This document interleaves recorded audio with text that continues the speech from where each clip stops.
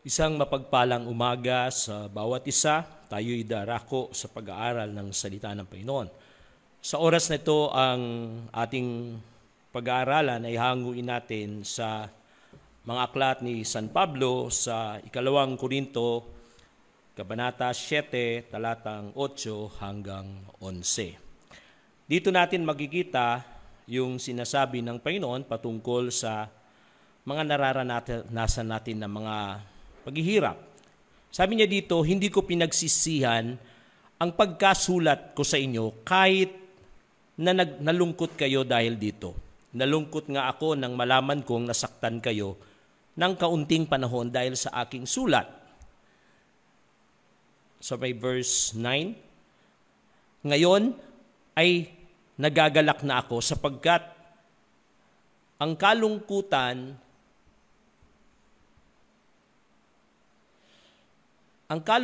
iyon ang ginamit ng Diyos para akayin kayo na pagsisihan at talikuran ang inyong pagkakasala, kaya't hindi kayo napinsala dahil sa amin. Sapagkat ang kalungkutang bula sa Diyos ay nagbubunga ng pagsisisi at nagbabago tungo sa kaligtasan, ngunit ang kalungkutang dulot ng mundo ay umahantong sa kamatayan. Tingnan ninyo ang binunga ng kalungkutang buhat sa Diyos, naging masikap kayo at masigasig na linisin ang inyong pangalan. Nagalit kayo sa mali, nagkaroon kayo ng banal na pagkatakot. Tayo'y manalangin. Panginoon, salamat po sa iyo, sa iyong salita. Hayaan mo, Panginoon, na ang pagpapala na dala ng Espiritu Santo mula sa pagpapaliwanag, pangunawa, hanggang sa pagtanggap ay aming angkinin. Kumilos ka ng malaya sa iyong mga anak, sa iyong kawan, pangunahan mo kami. Ito pong aming panalangin sa pangalan ng aming Panginoong Hesus. Amen.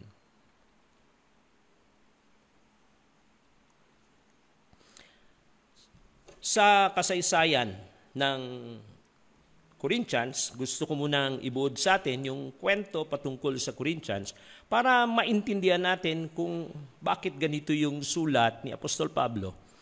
Una, mapansin natin ang Corinthians, ang 1 Corinthians, doon ipinalakita yung lahat ng uri ng kamalian ng Corinthian church. Ito yung church na divided. Ito yung church na nakatingin sa tao, sa kakayahan ng tao. Ito yung church na makalaman. Sila yung merong nagkakasala sa sexualidad, sa chapter 5 ng 1 Corinthians. Meron yung sila nag-aaway, nagkakagatan. So, ibig sabihin, magulo yung church na to. Pero itong church na to ay dun sa missionary journey ni Pablo, makita natin isa ito sa mga napuntahan nila at naipahayag ang salita ng Diyos. Isa ito sa nadatnan ng ebanghelyo ng Diyos. Pero nung una, ang nabahagi na ni Pablo dito yung mga Hudyo, mga mananampalatayang Hudyo na nakatira sa Corinth. Ang Corinth ay pang-apat sa pinakamalaking city na sakop ng Roma. At ang Corinth, makita natin, sentro ito ng kalakalan. Kaya't napakaraming klase ng lahi ng tao na narito. Nandito yung mga iba't ibang filosofiya at iba't ibang paniniwala. Kaya para silang Metro Manila na lahat puntahan ng negosyo, sentro ng lahat ng bagay. Kaya makita natin iba-iba ang tao dito. Napakahirap maging Kristiyano sa lugar na to. Kaya't nung malaman ni Pablo yung mga kamaliang ito, gumawa siya ng sulat. Katunayan, controversial yung first letter niya sa second letter, pero gusto ko lang ibuod ng mabilis. Yung first letter niya, ito yung tinatawag na strong teaching concerning their conducts. Sinulatan sila ni Pablo kasi si Pablo parang tatay na nagsilang sa kanila. Kaya't makita natin yung concern niya na hindi siya tatahimik pag alam niyang napapahamak yung kanyang mga anak. Kaya't sinulatan niya to, sinabihan niya to, na mga bagay na dapat nilang malaman, dapat nilang maintindihan. Kaya dun sa Acts chapter 18, makikita natin yung istorya nito kung paano silang pinuntahan ni Pablo, paano nangaral si Pablo doon, ilang panahon siyang nangaral, gaano katagal na naghirap si Pablo sa lugar na yun. Ngayon, nung balitaan ni Pablo, pagkatapos niyang mangaral doon, nabalitaan niya may problema to, kaya't hindi nakaramdam siya ng lungkot. Kaya't ginawa niya, sumulat siya para i-correct sila. Para tayong parang magulang na pagkatapos nating mabalitaan na o kaya kaibigan, pagdas nating mabalitaan na may pangit na nangyayari, hindi natin i-judge agad yung lugar na yon o yung tao na yon. Kaya gagawin natin, sa panahon natin, i-text natin. Sabihin natin, anak, totoo ba itong narinig ko patungkol sa iyo? Itatanong natin sa mas mainahon na paraan. Kaya't yun yung katotohanan na sitwasyon. Pero yung pagsulat ni Pablo na correction para sa kanilang wrong conduct, ay makita natin nagkaroon ng maling epekto. Yung sinasabi niya kanina na nagdalamhati kayo dahil sa unang sulat ko. Nakaramdam kayo ng kalungkutan. At dahil dun, sa naramdam nilang kalungkutan, nireject nila si Pablo, yung authority ni Pablo sa kanila. Kaya makita natin sa chapter 1, nagque-question sila. Ako'y kay Pablo, ako'y kay Apollos, ako'y kay Pedro. Nireject nila si Pablo sa kanyang mga bagay na ginawa. Kaya tinawag to na yung painful visit na pinuntahan ni Pablo doon, nasaktan sila. Kaya sumulat si Pablo nung sulat ng 1 Corinthians na tinatawag naman ito na anguish and tears. Kaya yun yung mga sitwasyon ng pagkakasunod at si Tito yung kanilang inaasahan na magbabalita sa kanya pero na-delay si Tito. Kaya nakaramdam ng kalungkutan si Pablo, maging ang mga taga-Korinto nakaramdam ng kalungkutan. Magkaiba lang. Yung kalungkutan ng taga-Korinto, nasaktan sila. Yung sinabi ni Pablo, kaya pansamantala lang sila na nagrebelde, pero si Pablo naman yung kalungkutan niya ay yung kalungkutan kasi nasaktan yung kanyang mga anak at alam niya na kailangan nilang bumalik. At kalaunan nakita natin sila'y bumalik din sa Panginoon. Merong mga dahilan na gusto kong idatalye bago tayo pumunta dun sa outline natin kung bakit nila ni-reject si Pablo. Una, dahil sabi ko nga sa inyo, ang Corinth ay mayamang bansa, sentro ito. Napakaraming pumunta doon na iba't ibang tagapagturo, iba't ibang kakayahan. Kaya dahil doon, naikumpara nila yung buhay ni Pablo. Si Pablo ay nabuhay na mahirap. Kaya unang dahilan, he was poor. Mahirap siya. Paanong sasa kanya yung Espiritu ng Diyos? Paanong sasa kanya yung kapangyarihan ng Diyos? Paanong sumasa kanya yung kaluwalhatian ng Diyos? Kung gayong mahirap siya, tent maker lang siya, nagtatrabaho siya.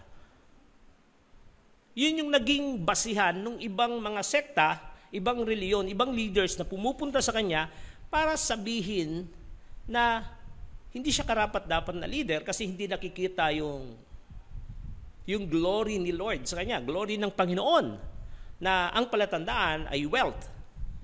At dito, sa mga sulat niya mula chapter 2 hanggang chapter 6, ay ipinapakita niya na hindi sa panlabas o sa may outward yung palatandaan ng blessings ng ating Panginoon. Pangalawa, hindi lang yun, kundi yung kanyang he was under constraint persecution. Hindi na tumigil yung persecution sa kanya. Kung talagang sa Panginoon siya, magiging maayos yung buhay niya. Ba't walang tigil yung panay na pagdakip sa kanya, pagpaparatang sa kanya, mga issue tungkol sa kanya? Ba't hindi tumitigil? Ba't parang tuloy-tuloy? Kung talagang okay yung kanyang pangangaral, okay yung kanyang relasyon, dapat makikita yung kapayapaan ng buhay niya, kaayusan. Pero bakit panay gulo yung kanyang nararanasan? At yung pangatlo ay yung hindi siya impressive na public speaker. Magaling lang siya magsulat pero hindi siya impressive public speaker. Kaya't maraming ikinukumpara sa kanya. Sabi ko nga sa inyo, medyo may pagka-Grego itong lugar na to, kaya't alam nila kung sino yung magagaling, alam nila kung sino yung mahusay sa pagsasalita. Pero lahat ng ito, sinagot to ni Pablo mula chapter 2 hanggang chapter 6, na yung paraan ng Diyos ay hindi paraan ng mundo. Ang buhay niya ay hindi siya naroon para sa sarili niya, para patunayan, para makinabang siya, para purihin niyo siya, kundi ang purpose ng buhay niya ay para sa kapurihan ng Panginoon. At yung lahat ng binanggit nila ay yun yung pattern, yun yung sistema ng pagiging ligtas, yun yung sistema ng kalagayan ng isang Kristiyano. Pero idiniin niya doon, kahit ako'y mahirap, kahit ako'y nahihirapan, hindi nawala yung kaligayahan sa akin. Pansamantala lang ang lahat ng to, binanggit ni Pablo, ito'y bagay na nagpahirap sa akin kasi may plano ang Diyos, may purpose ang Diyos. Kaya ito yung mga ano. Ngayon, balik tayo, bakit dumaranas tayo ng mga kahirapan, bakit minsan nahihirapan tayo? Ngayon, sa pandemya, halos hindi tayo makawala. Anong proseso? Anong dahilan? Anong plano ng Diyos? Bakit hindi matigil-tigil to? Kung ang basehan natin, yung meron dalawang klase ng tao, yung empirical at rational. Yung empirical, bumabase sa mga experience para patunayang ikay tama. Yung rational, bumabase dun sa fact, dun sa katotohanan, dun sa pagiging totoo, yung truth. Wala siyang pakialam kung anong experience. Ang mahalaga kung ano yung katotohanan. Sa mga Bible readers, maraming ganito. Yung rational, basta ito yung sinabi ng Panginoon, paniniwalaan ko to. Magiging dogmatic siya dun sa bagay na yun. Kasi wala kong dapat patunayan, walang dapat patunayan ng mundo. Kasi ito na yung sinabi ng Diyos. Pag sinabi niya na siya'y provider, kahit na dumalangin ka at hindi dumating yung blessing ng Panginoon na inaasahan mo, hindi mawawala yung paniniwala mo as provider, na God as provider. Pero pag empirical ka, naniniwala ka sa mga sitwasyon, sa mga experience, nanalangin ka na ang Diyos provide yung pangailangan, biglang hindi dumating, asahan mo yung pananampalataya mo, magiging doubt. Parang nagtatransfer agad, nag-evolve agad sa ibang identity, yung pananampalataya mo nagiging doubt. Kasi hindi nangyari yung gusto mo. Sa pananampalataya, hindi tayo empirical, rational tayo. Katunayan, maraming lingkod ng Diyos, makita natin sa Old Testament, nananampalataya sa Panginoon hanggang wakas. Pero marami sa kanila, sabi sa Hebrew, hindi nila nakita yung pagliligtas ng Diyos sa kanila. Pero hindi pa rin sila tumigil sa pagkapit sa Panginoon. Yan ang pananampalataya. Minsan nakakagulo yung mga bagay dito sa mundo sapagkat iba yung nararanasan natin, iba yung experience natin. Minsan, pangalawa, nakakagulo rin yung ating emosyon. Yung ating nararamdaman. Ikinukumpara natin. Tinatalo tayo ng emosyon, kaya yung spirito natin bumibigay. Pangatlo, yung sistema na ating ginagalawan, na ating nilalakaran ngayon, ikaiba sa sistema ng mundo. Kaya talagang nagkakaroon ng kaguluhan. Ngayon, itatalakayin ko lang yung negative na mga bagay kung bakit nakakaramdam pa rin tayo ng kalungkutan sa kabila ng mga kahirapan na nararanasan natin kahit na alam natin na tayo anak ng Diyos. Una, makita natin yung we don't know our position. Hindi natin alam yung ating posisyon sa harapan ng Panginoon. Bago tayo pumunta doon sa text na binasa ko, balik tayo sa verse 1. Sa verse 1 ng chapter 7, ito yung, ang title natin is Godly Sorrow. Para maintindihan natin anong pakinabang sa kalungkutan, anong pakinabang sa kahirapan na nararanasan natin. Kaya ang una, sabi niya dito sa verse 1, mga minamahal, yamang ipinangako ko sa atin ng mga bagay na ito, alisin natin sa ating sarili ang lahat na nagpaparumi sa ating katawan at sa ating spirito, sikapin nating mamuhay ng may ganap na kabanalan at paggalang sa Diyos. Marami akong papansinin dito. Una yung word na, sa English kasi, wala dito kasi word na therefore. Sa English version, sabi niya, therefore, yung word na therefore, ang pinagugutan ng word na therefore, ay merong usapan na nauna, kaya ito yung bunga ng usapang nauna, kaya ngayon, dapat ganito. Kaya yung sinasabing, yung ipinangako, yamang ipinangako sa atin. Yan ay mga ipinangako ng Diyos. Yan yung kalagayan natin ngayon. Kasi tayo'y tumanggap na sa Panginoon. Tayo'y pag-aari na ng Diyos. Kaya tinawag tayong beloved. Sabi niya, mga minamahal. Yan ang term sa Tagalog. Pero sa English, dear beloved. Dearly beloved. Sabi niya doon. Alam niyo yung word na beloved, ginamit yan ng Ama nung tinawag niya si Jesus nung ito'y binautismuhan. Ito yung aking anak na pinakamamahal. Dearly beloved. Ginamit din itong termino na ito nung umakyat si Pedro, si Juan at si James doon sa bundok at kasama si Jesus, biglang nagkaroon ng transfiguration. Nakita si Elijah at si Moses. Nagbagong anyo si Jesus at biglang narinig nila yung salita na ito yung pinakamamahal kong anak. Yung word na ito na binanggit ni Pablo sa mga mananampalataya, ito rin yung binanggit ng Ama kay Jesus. Anong makita nating magandang kalagayan natin? Dito malinaw na yung binanggit kay Jesus, yung bagay na sinabi ng Diyos kay Jesus, dahil tinanggap natin ang Panginoon, nakipag-isa tayo sa Panginoon, dahil naintindihan natin, pinahayag sa atin, hinipo tayo ng Espiritu Santo, kaya't naintindihan natin ang kanyang salita, at dahil doon isinuko natin ang ating buhay at tinanggap natin siya bilang tagapagligtas, kaya tayo'y naging pag-aari niya, tayo'y naging kawan. Pero dahil naging pag-aari tayo ng Diyos, tayo'y naisakop ng Diyos, naikulong niya tayo sa kulungan niya, kung ano yung kalagayan niya noon sa harapan ng Ama, yun ngayon yung kalagayan natin ngayon. Kasi nasa atin na ang Panginoon. Kaya bilang tupa ng Panginoon, tayo yung kanyang pinakamamahal. Kaya makita natin sa John, yung sa ating laging binabasa, iniaalay ng Panginoon ang kanyang buhay para sa atin. Ganun tayo kahalaga. Ganun tayo kaimportansya. Kaya sa Romans chapter 8, sabi niya kung naialay niya yung buhay niya nung tayo'y makasalanan pa, gaano pa kaya ngayon na pag-aari ka na ng Panginoon? Gaano pa kaya ngayon na ikay kabilang na sa Panginoon? Ano pa yung hindi niya kayang gawin para sa iyo? Pag maintindihan natin yung posisyon na to, walang problema na darating sa atin na makikita natin yung kalungkutan. Bagkus, ang sasabihin lang natin sa tuwing dumarating ang problema, Panginoon, hindi ko maintindihan to, pero isang naintindihan ko, ako ay bantay-bantay mo, ako'y minamahal mo, ako'y pag-aari mo.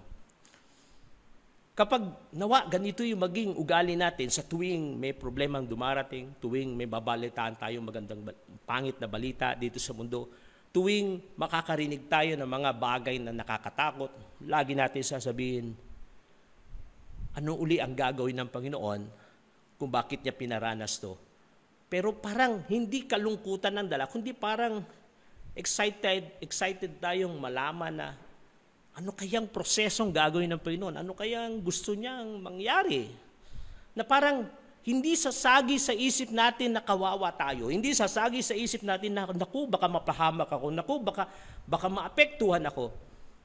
Kasi alam natin, protektado tayo. Kundi parang humahanga tayo o na-amaze tayo na, ano kayang plano ng Diyos? Anong plano ng aking tatay? Anong plano ng aking ama? Yun yung napakaganda na dapat nating maintindihan.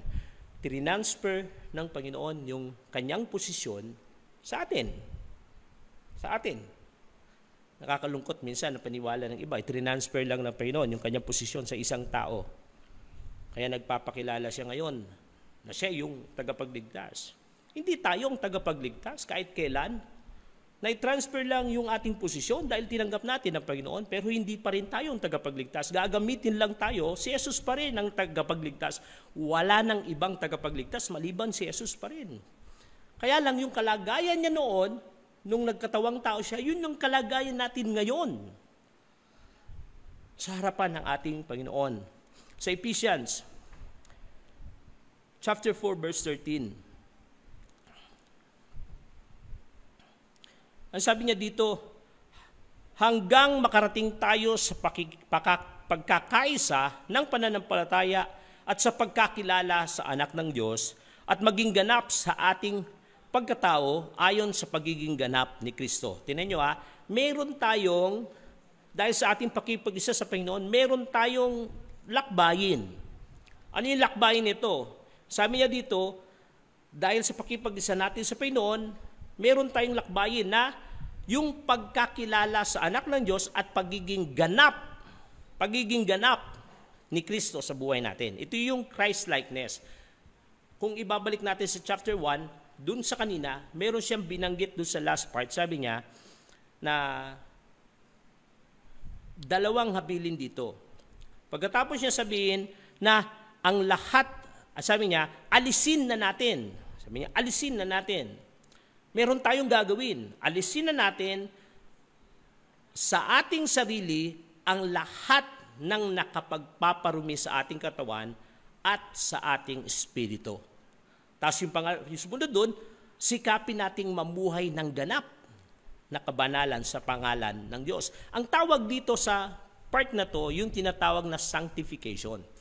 Kasi yung una, yung pinili tayo ng Panginoon, naligtas tayo dahil sa kanyang kamatayan sa krus, ang tawag doon, justification. Nung tinanggap natin siya bilang tagapagligtas, yung oras na yun, napawalang sala tayo. Nung oras na yun, nanahan sa atin ng Espiritu Santo. Yung oras na yun, naging pangako, naging pag-aari na tayo. Pag-aari natin ang lahat ng pangako ng Diyos. Pero may kasunod doon, yung tinatawag na sanctification. Ito na yung magtatrabaho tayo ayon dun sa posisyon na hawak natin. Dati nagtatrabaho tayo ayon sa identity natin. Anong identity natin? Makalaman. Nakikipag-agawan tayo, nakikipag-kompetensya tayo sa mga bagay na kinahumalingan ng mundo. Gusto natin to, itong gagawin ko, itong nagpapasaya sa akin. Pero pagkatapos nating maligtas, binago muna ng Diyos yung identity natin. Pag-aari na tayo ng Diyos, minamahal tayo ng Diyos, tayo anak ng Diyos, tayo kabilang na sa kanyang kawan. At dahil doon, nagbago ngayon yung ating kampanin. Kasi kung walang pagbabagong nangyari, walang justification na nangyari. Kung walang pagbabago ng nature o pagbabago ng karakter ng isang tao, walang kaligtasang nangyari. Nagkaroon ng pagbabago dahil nagkaroon ng kaligtasan yung isang tao. At ito yung tinatawag natin na Christ-likeness. Pinipilit tayong magbago. Purify your heart, ang sabi niya dun. Sanctification to. Yung sabi niya dun sa verse kanina, sa Ephesians 4:13 na, yung fullness of Jesus Christ, yung wangis ni Jesus Christ makikita sa atin. Yung karakter ni Jesus ay makikita sa atin. Mga kapatid, hindi yan instant process yan. Habang lumalalim tayo sa pagkapit sa Panginoon, habang sumusuko tayo, kasi ang kalaban ng sanctification ay yung flesh na nasa atin. Nung tinanggap natin ng Panginoon, yung flesh nasa atin pa rin. Kaya yung ating kaligtasan ay parang partial. Kasi hanggat hindi napapalitan ang katawang ito, kaya pa rin itong umalipin. Yun yung sabi ni Pablo sa Romans chapter 7, yun yung sinabi niya sa Galatians, sinabi niya sa 2 Corinthians chapter 4, na itong katawang ito, incorruptible, Corinthians chapter 15, 1 Corinthians 15. Lahat yan, sinasabi niya, itong katawan na to, ito yung nagkasala, nung nanahan ng Espiritu Santo at nabuhay ang Espiritu natin, nagkaroon ng kapangyarihan ng Espiritu, kaya napipili natin gumawa ng mabuti. At yun na yung kumokontrol, siya na yung nag-aari sa atin. Pero nandun pa rin yung flesh. Parang nasupil lang yung flesh. Pero sa oras ang isang Kristiyano, bumalik dun sa gusto ng flesh, i-practice uli yung pamantayan ng flesh, asahan natin, maalipin uli siya ng sinful nature. At maraming Kristiyano yung ganyan. Kaya, pag dumating yung mga problema, maliit yung kanyang panlaban dun sa mga problemang dumarating. Maliit yung kanyang kakayanan, naintindihin yun, kasi nung time na yun, yung flesh, yung laman, ang dala niya ito kalungkutan. Kaya sabi niya doon, may mga kalungkutan na dala ng sanlibutan at may kalungkutan na dala na galing sa Diyos. Yung kalungkutan na galing sa Diyos ay nagdadala ng buhay, ang kalungkutang dala ng laman ay ng mundong ito ay nagdadala ng kamatayan. At yun yung katotohanan doon. Kaya malinaw na dapat alam natin yung posisyon natin, dapat malinaw na alam natin kung sino tayo. Ano man ang dumating, hindi tayo maapektuhan kasi malinaw kung sino tayo.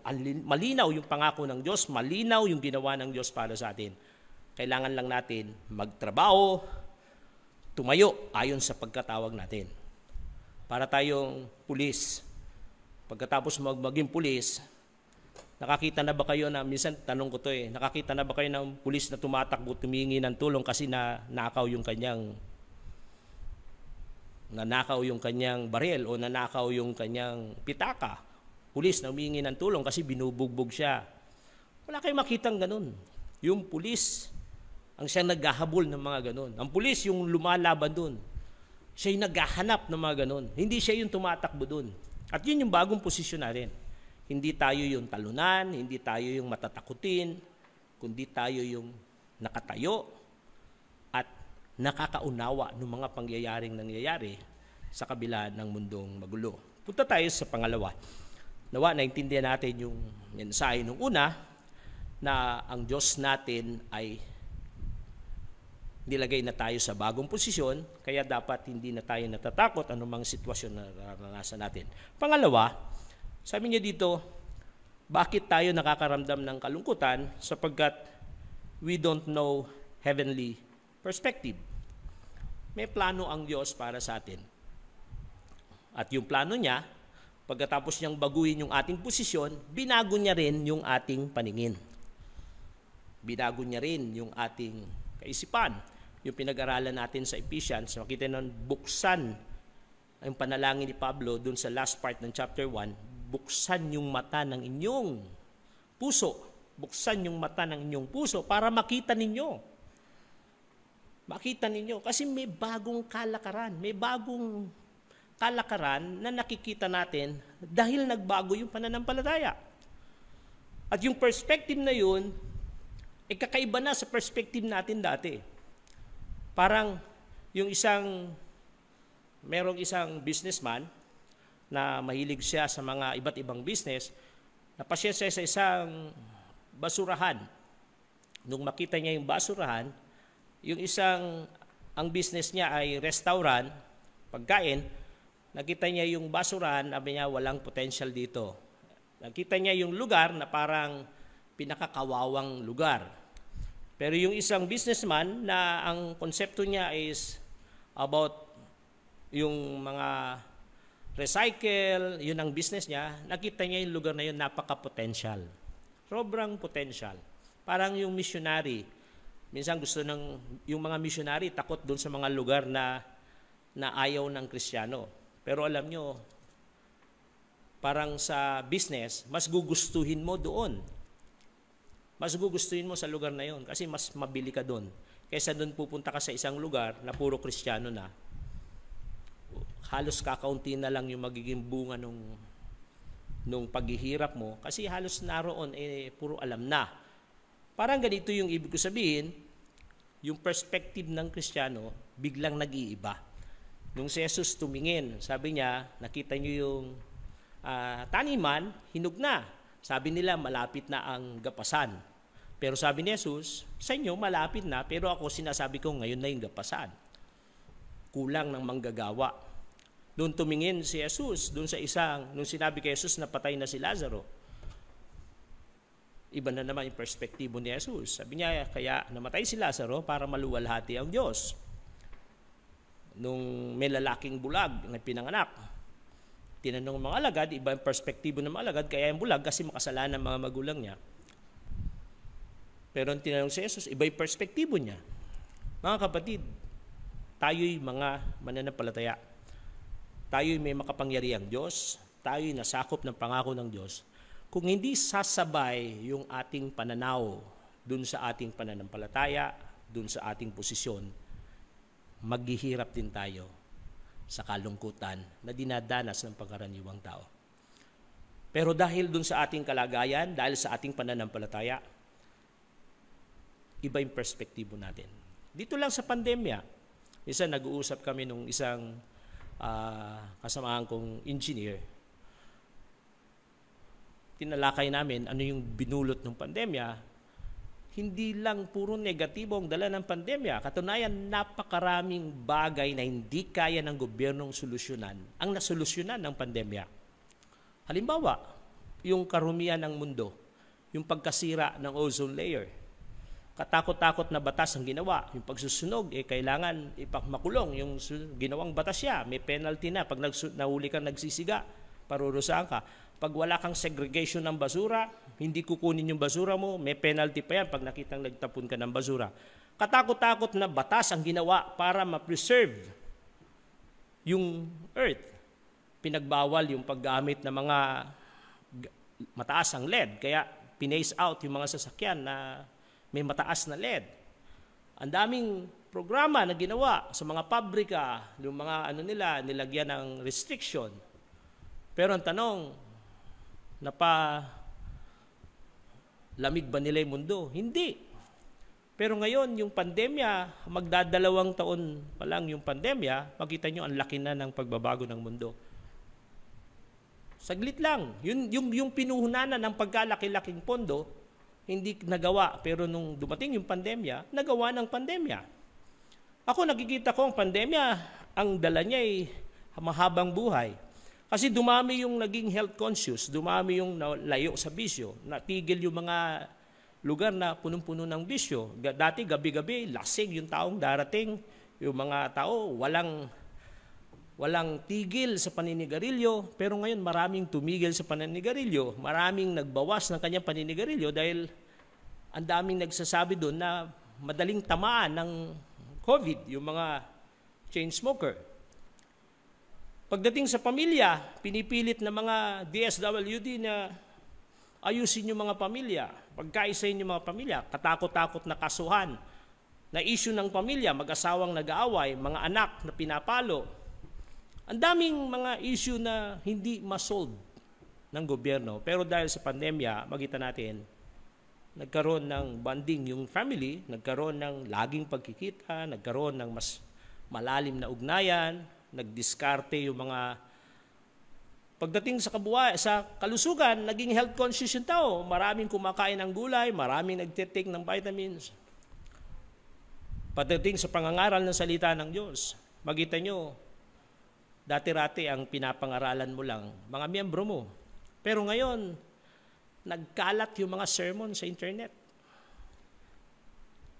Kami lang, pagkatapos naming makinig ng online, makita mo, nandun din yung message ni yung kasama kong pastor, yung ibang church, pinopost niya rin yung message niya. Magugulat ka, may mabati sa'yo, mabati sa'yo, Pastor, thank you, na-bless ako sa message mo. Hindi mo naman membro, pero gulat ka, minsan dahil hindi ako magaling sa internet, sabi ko kay Mrs., paano niyang narinig yung message ko? Yung pala, pinost ni Mrs. Isipin mo kung ganong ginawa ng pandemya, nang tingin nung iba nakakatakot, pero pinapakita ng Diyos, hindi yan nakakatakot. Ang dami kong ginagawa at dami kong nilagay na mga opportunities para lalong may pangaral ang salita ng Diyos. Katunayan, minsan nga sa Cagayan, testimony ko lang, talagang nabawasan din yung oras ko sa pamilya kasi napakaraming outreaches yung nag-open dahil sa pandemya. Sa kapulisan, sa jail, sa barangay. Ngayon, yung pagbalik ko ng Cagayan, alam nyo yung tinatawag na kasimbayanan. Bawat pastor, isang barangay. Pangangaralan yung bawat barangay officials, tanod, BNS, utility, barangay kagawad, barangay kapitan. Uupo sila para makinig ng salita ng Diyos. Isipin nyo kung hindi nagpandemya, hindi mangyayari ang lahat ng yan. Kaya salamat sa Panginoon sapagkat binago niya to. Binigyan niya tayo ng bagong perspektibo. Sa chapter 4, verse 16 to 18, may natin, sabi niya, kaya't hindi kami nasisiraan ng loob. Kahit na umihina ang aming katawang lupa, patuloy namang pinapalakas ang aming espiritu araw-araw. Verse 17, ang bagya at panandaliang kapigatiang dinaranas namin ngayon ay nagbubunga ng kagalakang walang hanggan at walang katulad. Kaya't ang paningin namin ay nakatuon sa mga di nagkikita at hindi sa mga bagay na nakikita, sapagkat panandalian lamang ang bagay na nakikita, ngunit walang hanggan ang mga bagay na di nakikita. Ito yung bagong perspektibo na gustong idiin. Kung bakit ang kahirapan, ang kalungkutan ay hindi natin masyadong ituon yung ating paningin dyan na nakakatakot, kundi ituon natin yan na parang bagay na nagpapalakas. Magandang halimbawa dyan yung mga ginagawa nating discipline sa buhay natin. Halimbawa, yung kakaranas lang natin nakatanggap ng gintong medalya sa Olympic, si Heidelin Diaz. Sigurado ko maraming gustong magkaroon ng katulad ni Heidelin Diaz, pero isa ang tiyak, hindi ka magiging ganun kung hindi mo daraanan yung katakot-takot na hirap na dinanas niya. Pwede naman maging ganun, kaya lang, yung disiplina. Minsan kala lang natin kasi magic. Minsan iniisip ng tao, magic. Kaya minsan, hindi niya tinitigil, wala yung consistency. Minsan ako, gusto ko nung magpalaki ng katawan, magpamuscle, nagbuhat ako, nag-research ako sa internet, bumili ako ng materials, tapos nagbuhat ako. Nung unang gabi, ang sarap ng tulog ko, pangalawang gabi, ang sasakit ng katawan ko, sumunod na araw, parang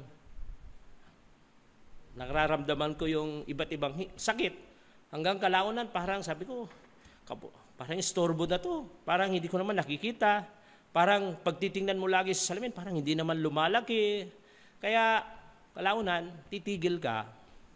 Pag tumigil ka, tapos na lahat yung plano mo. Yung gusto mong mangyari. Pero kung hindi ka tumigil, dun pa lang mangyayari yung purpose ng discipline. Sa pagiging Kristiyano, minsan gusto lang natin maging matatag. Pero kung gusto mong maging matatag sa Panginoon, dapat meron tayong ginagawa. Dapat meron tayong inaakbangan. Minsan gusto natin, kami bilang pastor, gusto namin yung makakuha ng mga impormasyon para mas gumaling kaming mangaral. Pero minsan, kapag gusto namin shortcut, asamo, hindi ka rin gagaling. Hindi ka rin uhusay sa ibang bagay. Kailangan mo paghirapan din. Kailangan mo mas magbabad sa salita ng Diyos, magbabad sa panalangin, mas magbabad sa meditating nung bakit nangyayari to, bakit pinaintulutan ng Panginoon, anong connection ng verse na to sa verse na to, anong lalim nito. Kaya yung pag-aaral namin ngayon, mas malalim kaysa dun sa dating pag-aaral. Hindi lang basta magbasa, kundi tinitingnan namin yung dahilan, ng mga bagay-bagay. Pag nakikinig kami nagbabasa kami ng mga commentaries, nagbabasa kami hindi lang namin basta tinatanggap, kundi parang sinasala namin, pinapakita mo. Hanggang kalaunan, magkita mo, mas lalawak, mas lalalim yung pag-intindi mo. At dahil lalalim pag-intindi mo, mas tataas yung ministry mo.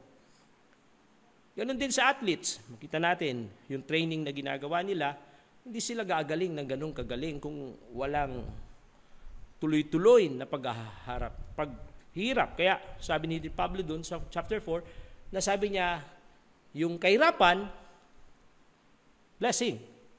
Yung pansamantala ay may dalang kabutihan. Kaya idiin ko lang yung conclusion nito, parang yung outward na parang nakakatakot, parang nagdadala ng sakit, nagdadala ng kalungkutan, meron palang kasi yan inward. Yung lahat ng nararanasan nating problema dito sa mundo, inaway tayo, minahirapan, nasaktan tayo, meron dalang mabuti. Minsan nung pumunta ako sa school kasi merong tawag dito, brigada. Dahil alam nung mga taga doon na nagtuturo ako, minsan sinalubong ako ng isang teacher na doon na umiiyak, Pastor, counsel mo nga ako sa masama ng loob ko. Kasi merong isang magulang doon na binastos siya. Sinabihan siya na hindi maganda. Parang first time niyang naranasan yun. Sinabi ko lang sa kanya, yung perspektibo natin. Perspektibo natin na may mga bagay na pinaparanas sa atin ng Diyos para mas lumawak yung kakayahan natin. Hindi lalawak yung iyong pagpapatawad kung hindi ka makakaranas ng mga bagay na hindi ka tanggap-tanggap. Hindi lalawak ang iyong pasensya basta't hindi ka makaranas ng bagay na sasagad dun sa PC ng iyong pasensya. Kailangan lumampas dun. Saka palang hahaba yung iyong pasensya. Saka palang hahaba ang iyong kabutihan kapag may mga experience ka na dapat hindi maranas, na hindi ka gagalaw ng kabutihan, pero sa kabila nung ginawa mo pa rin yung kabutihan, doon palang tataas yung level ng iyong kakayahan pagdating sa kabutihan. Parang ganito yung sinasabi ni Apostol Pablo. Sabi ng mga taga-Corinthians, hindi ka karapat-dapat nakatagbagturo. Yung authority mo bilang tagapagturo ay hindi babagay sa iyo kasi lagi kang naghihirap, lagi kang inaaway, lagi kang pinapersecute, kinukulong ka, kinakasuhan ka. Sabi ni Pablo, lahat ng yan, training ng Panginoon para lalo akong tumaas. Ni minsan wala dyan ang nagpalungkot sa akin. Nalulungkot ako pansamantala, pero ang dulot nito, mas malaking kasiyahan. At yun din ang pinapaliwanag ko sa inyo, mga taga-Korinto. Yung salita na sinabi ko sa inyo, nasaktan kayo. Nasaktan kayo, nagdamdam kayo sa akin. Inilayo nyo yung puso nyo sa akin. Pero ngayon, nung maintindihan nyo, tingnan nyo yung kagalakang dala nito. Tingnan ninyo yung pagbabagong dala nito. Hindi nyo ba nakita yung kabutihan ng pagkakaisa nyo muli? Yung kabutihan ng panunumbalik nyo sa Diyos? Hindi mangyayari yun kung di kayo nasaktan. Hindi mangyayari yun kung di nyo naranasan yung bagay na to. At yun yung gusto nating makita na ang kabutihan, ng kakayahan, katatagan ng isang taong mananampalataya ay kapag tumatayo na siya sa perspektibo ng pananampalataya. Yung kanyang tingin, yung outward, may ginagampanan sa inward. Yung momentary troubles, may ginagampanan sa eternal glory. Yung nakikita, ay kakaiba dun sa hindi nakikita. Yung temporal, ay kakaiba dun sa eternal. Yan din na sinabi ni Pablo dun sa Hebrews chapter 12, verse 2, na itong si Jesus ay naghirap, tiniis niyang hirap kasi alam niya yung darating na iluluklok siya sa kanang trono ng Diyos balang araw. Nakikita niya yung itataas nung kanyang kalagayan pagdating ng panahon sa pansamantalang hirap na mararanasan ng tao. Kaya doon sa binasa natin kanina, nawa lumilinaw kung bakit anong ibig sabihin ng godly sorrow saka worldly sorrow. Yung godly sorrow, lahat ng ginagawa ng Diyos, pinapayagan ng Diyos. Sabi niya sa Romans 8:28, all things work together for good. Pero kung Kristiyano na, bakit nararanasan ko to? Bakit inaway ako ng kapwa ko Kristiyano? Bakit biglang nagipit ako, nawalan ako ng trabaho? Lahat yan ay may gagampanan para hubugin tayo ng Panginoon, para lalo tayong kumapit sa Kanya, para lalo tayong magtiwala. Ang tawag dyan, godly sorrow. Nagdadala ng buhay, nagdadala ng kalakasan. Kaya yung sabi niya kanina, doon sa verse na binasa natin, habang humihina yung aking katawan, lumalakas yung aking spirito. Ginagamit natin yung buhay natin sa mundong ito para pataasin yung ating spirito. Kasi tandaan natin kabahagi tayo na magtatrabaho para marating natin yung pagiging Christ-likeness. Ang nakakalungkot, darating na tayo sa dulo ng buhay natin, hindi pa tayo kawangis ni Kristo. Walang problema sa time frame ng Panginoon. Naka-time frame yan. Hanggang bago tayo mamatay, kawangis natin ng Panginoon. Pero depende sa pagsuko natin. Paano tayong umaharap? Pag dumating yung mga pangit na bagay, paano natin ina-approach siya, yung perspektibo natin.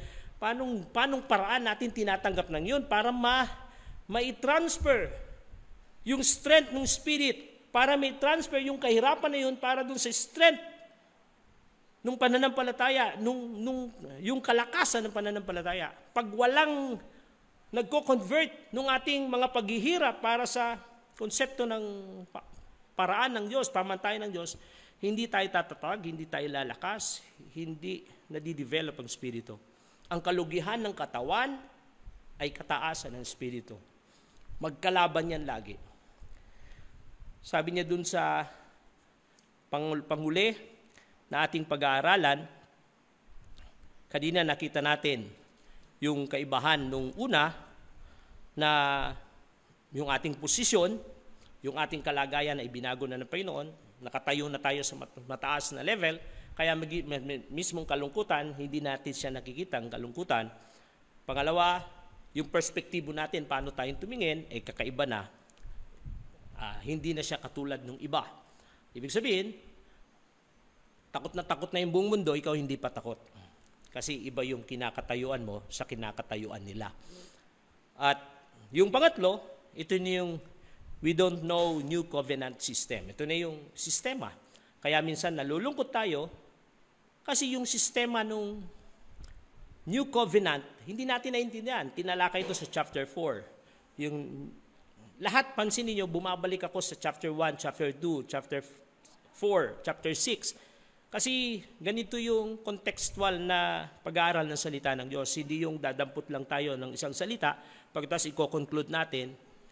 Pero lahat kasi yan, noon walang mga verses yan, walang mga chapter yan. Isang letter yan na buo. Isang buong letter na merong purpose, merong motibo na gustong sabihin yung author. At yun yung Book of Corinthians. Kaya binabalik natin para luminaw kung bakit niya nasabi ito sa chapter 7. Dito, yung sistema naman, diniin niya sa sistema ng chapter 4, yung sistema kasi dati noon, puro flesh. Ang sistema noon, kailangan mong gawin to, kailangan mong gawin to, kailangan mong pagsikapan to.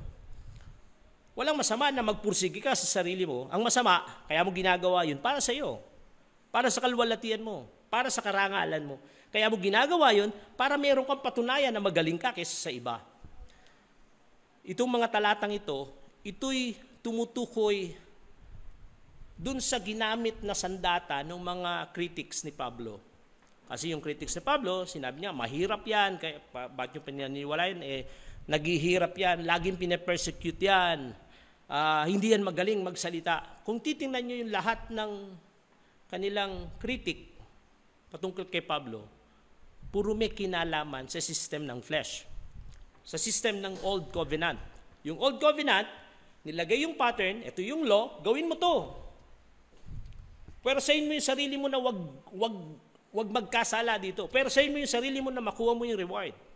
Pero sabi ni Pablo, dahil sa kinaan ng laman, walang nagampanan yung old system para tayo maligtas. May ginampanan siya para magkaroon tayo ng guilt. Kaya makita natin ang dala ng law, ang dala ng Old Covenant, guilt and condemnation. Pero yung guilt and condemnation, yun ang nagtulak sa atin para sa New Covenant.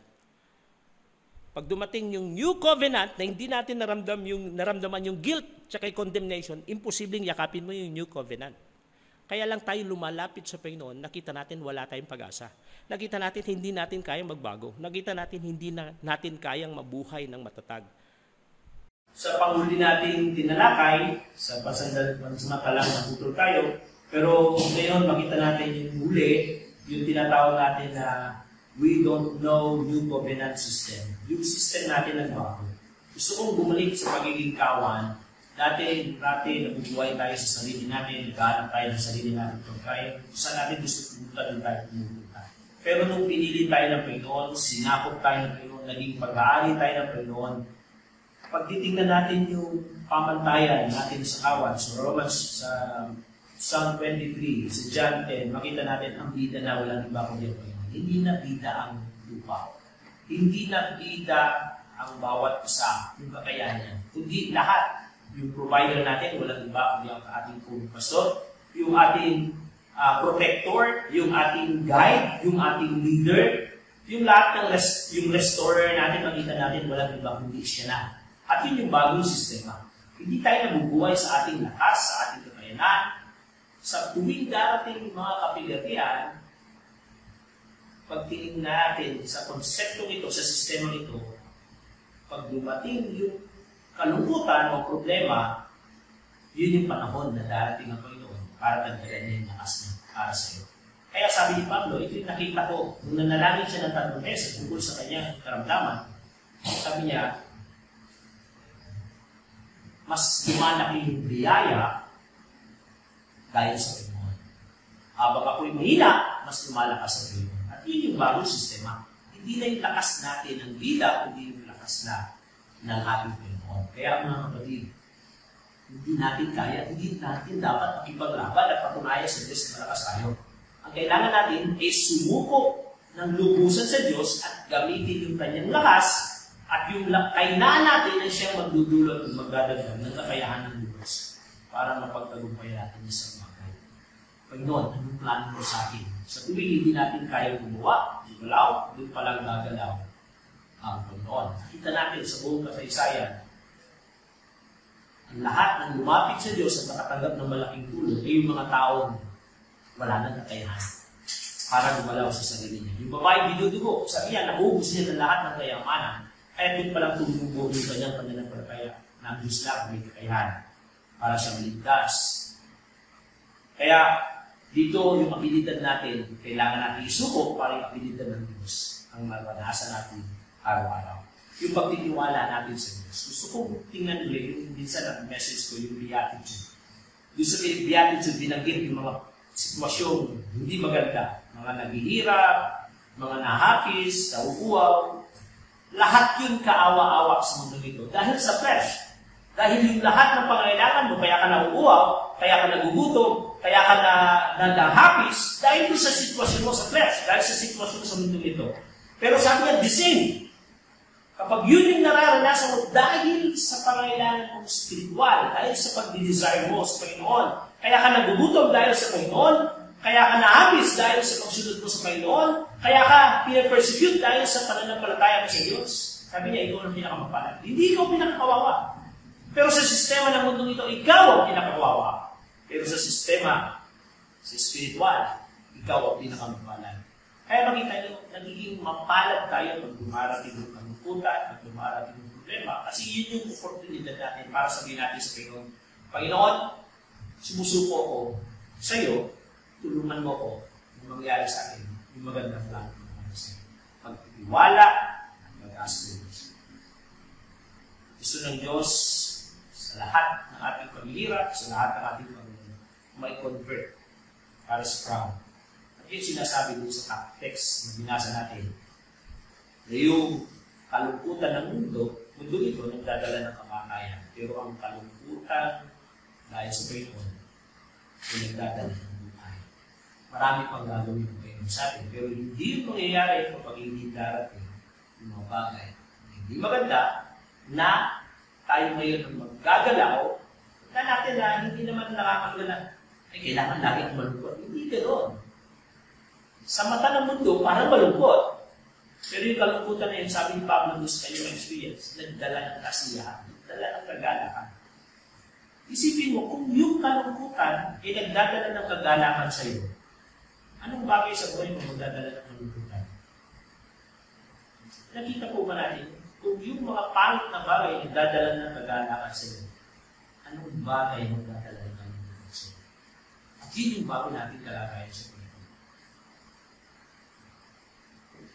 Gano'n mo, kalakas, nagigita natin. Gano'n kalaki ang Diyos sa buhay natin. Gusto kong magtapos sa isang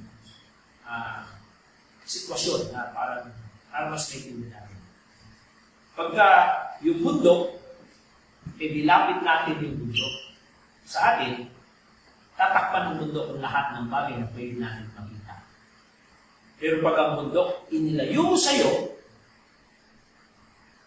makikita mo bundok na napakaliit at maraming oportunidad na makita mo sa paligid na mas malaki.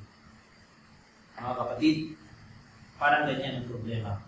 Kapag ang kalungkutan inilayo mo, maraming pagkakataon na gagawin ng Panginoon na makita ng maraming bagay para sa iyo. Pero pag ang kalungkutan o mga problema ay naging big deal sa atin, naging malaking issue sa atin, tandaan natin, yung kalungkutan na yan ang tatabong sa atin, kukulong sa atin, sasakal sa atin, at magdadala ng malaking kabigatan para sa atin.